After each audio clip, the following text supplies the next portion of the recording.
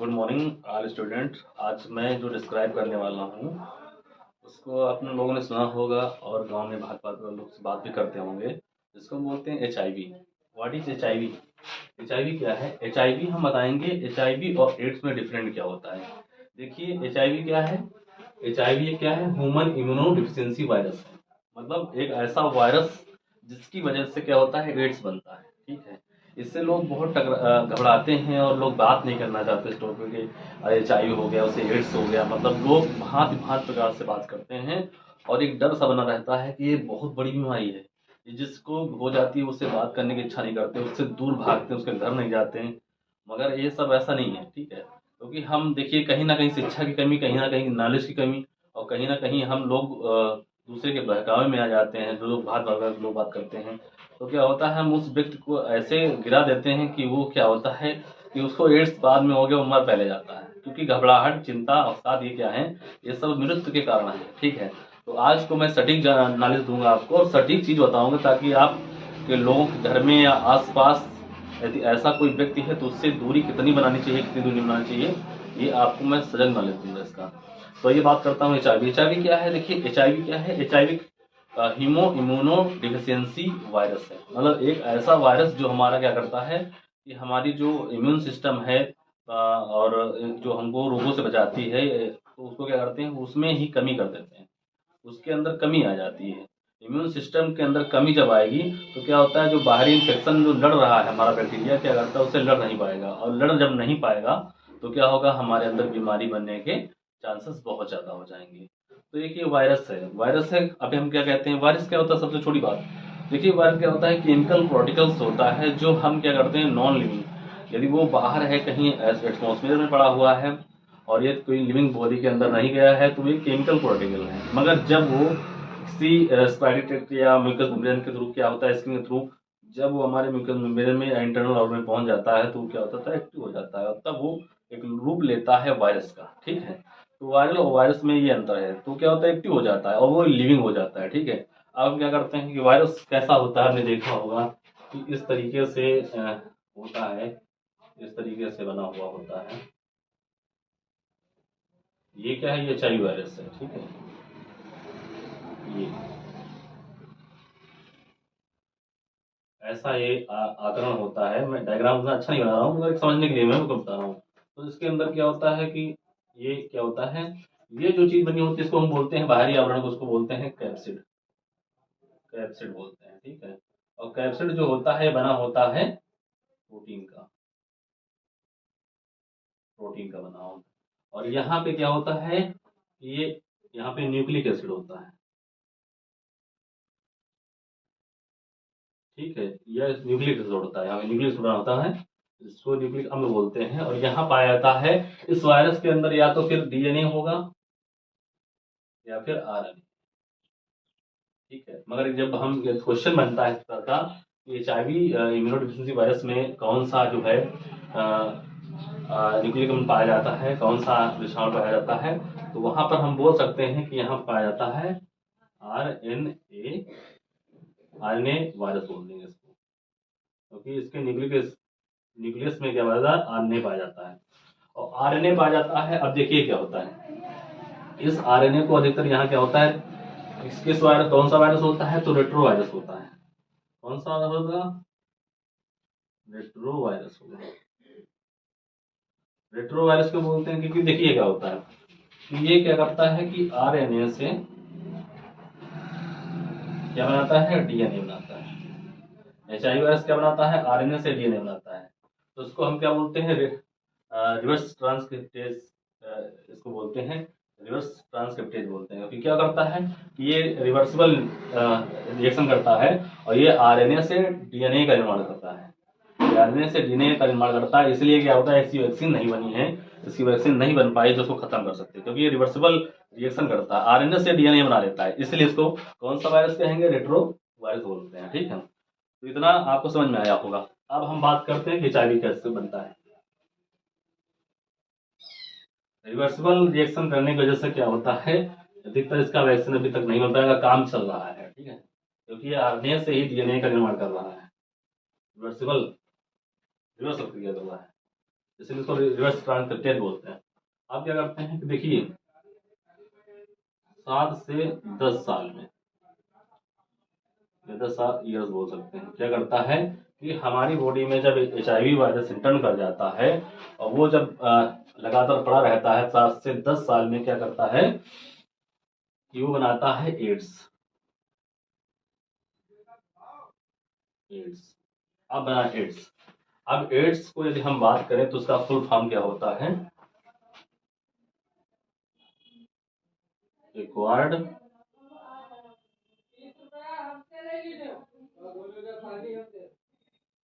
Immuno deficiency syndrome. आप समझिएगा, acquired immuno deficiency syndrome. अब एक्वायर्ड मतलब होता है कि हम जिस चीज को एक्वायर कर रहे हैं, और एक्वायर्ड मतलब किसी चीज को ग्रहण कर रहे हैं और किसके प्रति? Immune system. हम किसी चीज को एक्वायर किए तो क्या किया कि हमारा जो इम्यून सिस्टम रहा वो क्या हुआ, उसके अंदर डिफिशियंसी आ गई, मतलब कमी आ गई। तो जो चीज हमारे अंदर एक्वायर हो गई उसने क्या किया कि इम्यून सिस्टम को क्या कर दिया कि मतलब उसके अंदर डिफिशियंसी पैदा कर दी। तो उसके बाद में क्या हो गया कि syndrome, group of symptoms create हो गए। मान लिया हमारे अंदर HIV आया, HIV काफी दिन तक पड़ा रहा, तो क्या उसने क्या किया कि हमारे इम्यून सिस्टम को कमजोर कर दिया, प्रतिरक्षा प्रणाली को कमजोर किया, और कमजोर करने के बाद में कुछ ऐसे सिम्टम्स, ग्रुप ऑफ सिम्टम्स, ऐसे लक्षण उत्पन्न कर दिए, इतने सारे लक्षण उत्पन्न कर दिए कि उन लक्षणों को पहचानना हमारे लिए बहुत बड़ी चीज हो गई। जब इतने ज्यादा लक्षण पैदा कर लिए, उनको हम समझ नहीं पाए तो या उसका ट्रीटमेंट नहीं कर पाए, तो उसी को हम बोल देते हैं एड्स।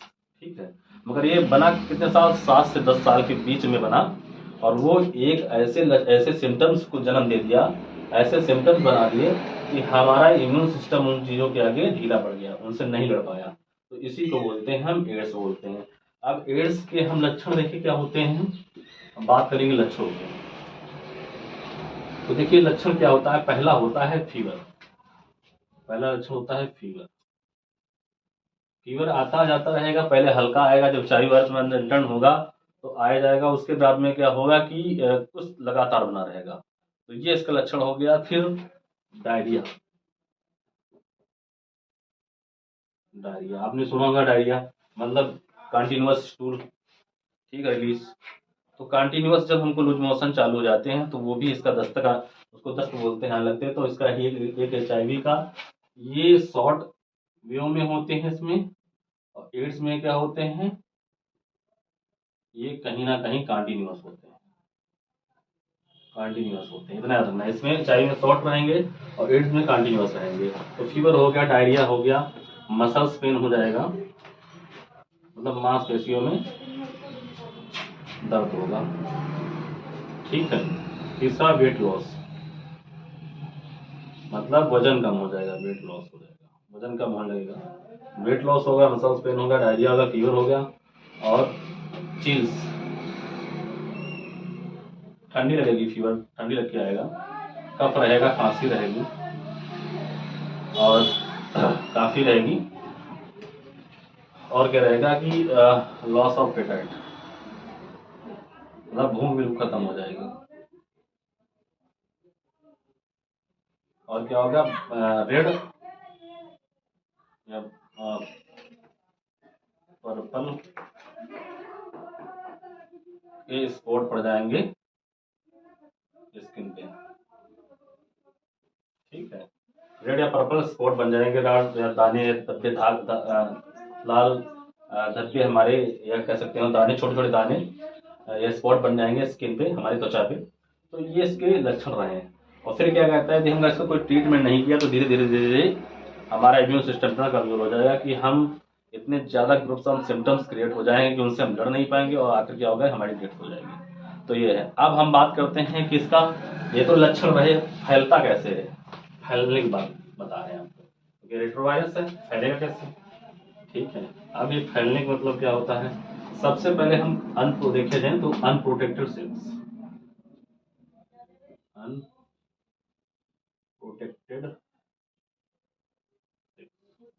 80% जो है इसी से फैलता है।